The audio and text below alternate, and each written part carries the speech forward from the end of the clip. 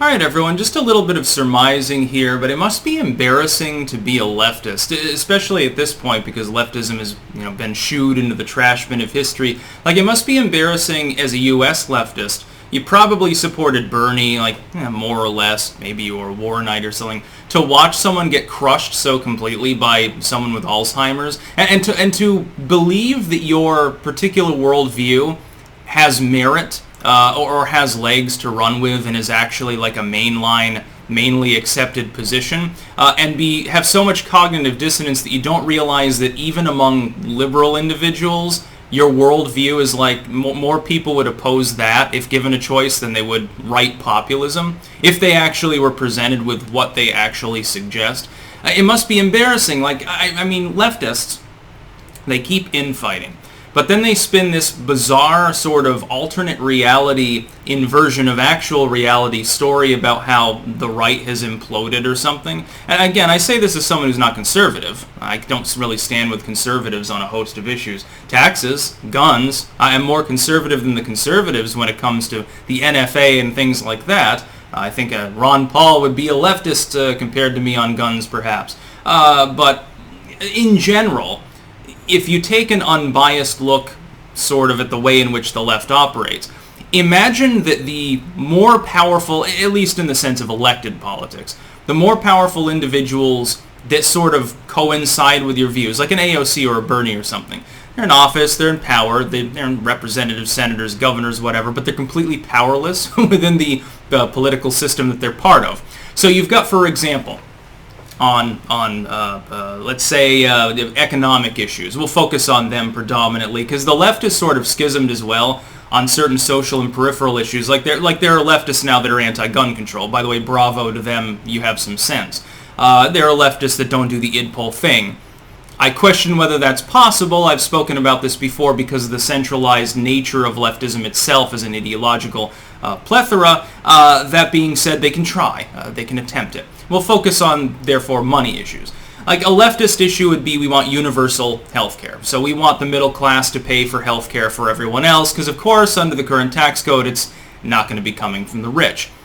But that's not really being championed by any of the other people within the Democratic Party. And again, we're fixated primarily on U.S. leftist politics here.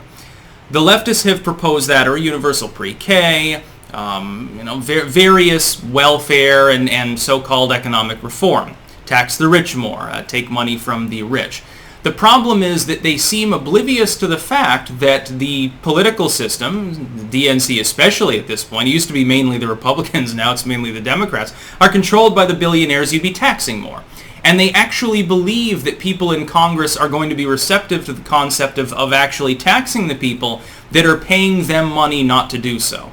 They don't seem to quite comprehend the situation. Additionally, it must be intensely embarrassing to believe yourself to be edgy or a maverick or hip in some way and represent a viewpoint, a corrupted variant of maybe the 2000s left sort of anti-war viewpoint that is spoken of glowingly by virtually every Fortune 500 company.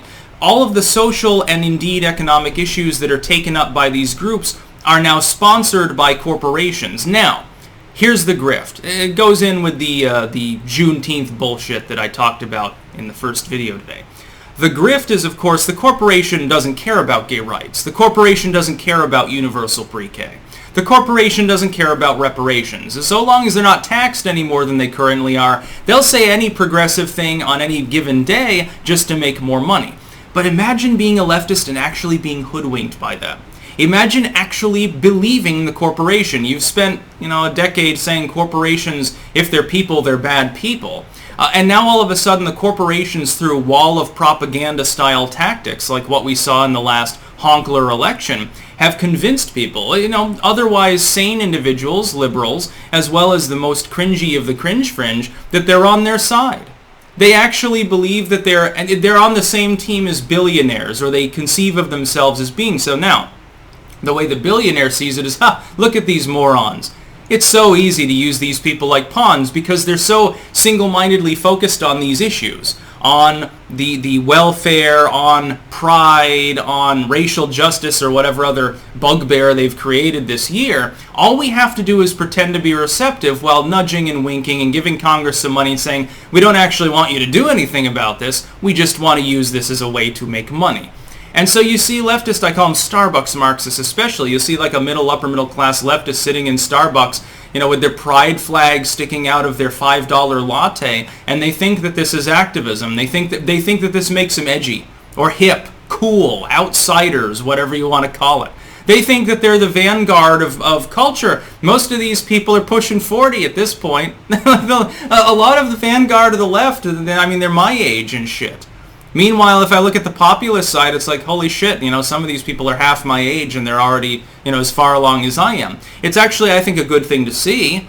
You don't really see that, though, on the left. Or you see people that are quite a bit younger, but they look older. Like some of these people, I'm not going to name names, but there are some infamous leftists there that I thought were, in their 40s or something. It turns out that they're actually like 25 or something. I'm like, holy shit, what the hell are you eating? It must be the soy. Or, in some cases, 5 or 6 fucking cheeseburgers they slurp down. It must be embarrassing, though, to be part of that. It must be, you're cringe, in the most literal sense. You think that corporations that are diametrically opposed to you in every economic sense suddenly grew a conscience. Well, you can't have cracked open a history textbook then. You don't know what the hell you're talking about. You think that giving the government more money and more power is going to enrich the poor. How has that worked in human history before? Never. Not once. Show me where it's worked. These people will make like apologies for the Soviet Union and show things. Actually, the Soviets lifted a lot more people out of poverty than the United States did. And I sit there shaking my head in the sheer ignorance of some people and the cognitive dissonance because they've chosen this ideological label. And so when confronted with absolute proof, total evidence, substantiated on every level, that their worldview is simply wrong, that the claims they're making are bullshit, they will still hold to them. They will find some cognitive dissonance-addled way to continue defending socialism or communism or whatever subdivision of this they now champion. Are they a Nazbol? You're a Trotskyist. He's just a tanky. Here's a Stalinist over here. You're a pseudo-Marx, Lenin, anarcho donut. It's almost like looking at the pro-downer game. The pro-downers, it's he, him, they, helicopter, piece of shit, flykin. It's the same cringe. And then the idpol left, that goes along with that, typically, the cringy stuff, is even more embarrassing. On the social side, it's even worse. On the economic side, it's cognitive dissonance and belief in propaganda and stupid shit like that, ignoring Chinese imperialism to single-mindedly fixate on the CIA and stuff like that. On the social level, it's way, way weirder, to the point where these people would get ice-picked in the back of the head if they were living under a Stalinist regime. This appears to be what they want in everything but name. That's about all. Peace out.